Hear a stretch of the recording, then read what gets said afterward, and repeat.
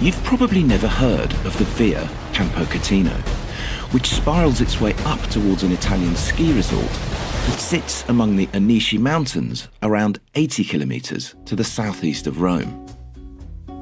The road begins on the northern outskirts of an ancient Roman town called Guarcino, which dates right back to the 8th century BC. Outside of the ski season, it's pretty much deserted in this part of Italy, and at its peak, the road culminates in a dead end that's almost 2,000 metres above sea level. Between the months of May and November, in fact, you could describe the Via Campocatino as the original road to nowhere.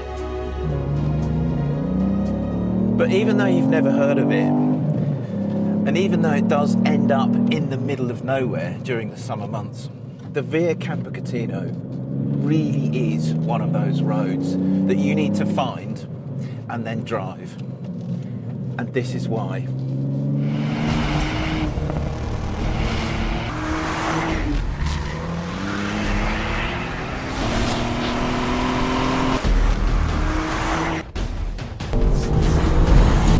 It's a pretty full-on piece of road, this.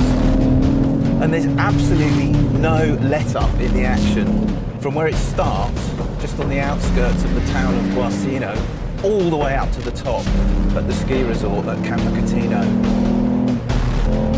And because it's so seriously twisty and intense the whole way up or down, by far the best kind of car to tackle it in is one that's nice and small, really agile and properly quick.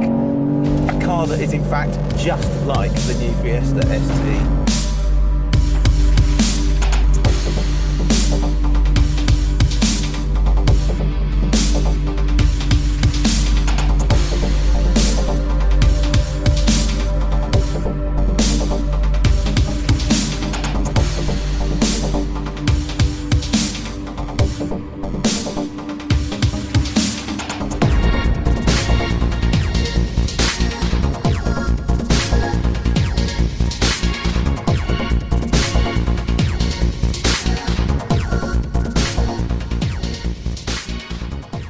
The Via Campocatino is a blinding piece of road to drive on in any car and at any speed.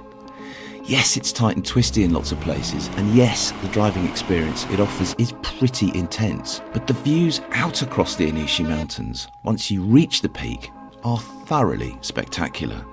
To the north, you can see the nature reserves of Monte Velino, and to the southeast, you can see right across to the national parks of Lazio, with Rome itself away to the northwest. There's also an astronomical observatory near the top of the Via that was built towards the end of the last century, and which has been directly involved in the discovery of 35 new small planets between Mars and Jupiter since its creation. That's how clear and how unpolluted the light is in this particular part of Italy. Better still perhaps, there are some great restaurants right at the top of the Via that serve good, authentic Italian food at incredibly reasonable prices for most of the year round. The restaurants, the observatory, and the amazing views out across Lazio and beyond make the Via Campocatino well worth a visit, no matter what time of year it is.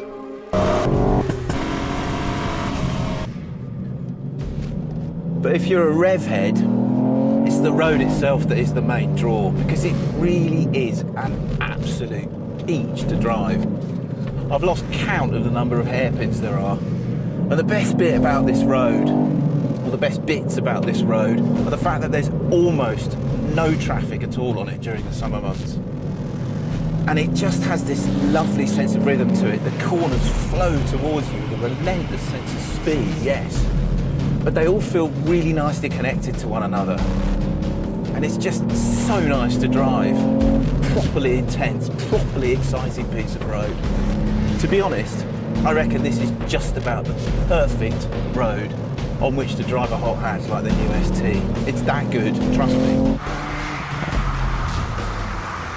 So that is the Via Campocatino. Not perhaps the most well-known mountain road in Italy, true, but in a car like the Fiesta ST, definitely one of the most entertaining to drive. and also just a very beautiful part of the world to visit, full stop. So thank you, Italy. We will be back sometime. There is absolutely no doubt about that.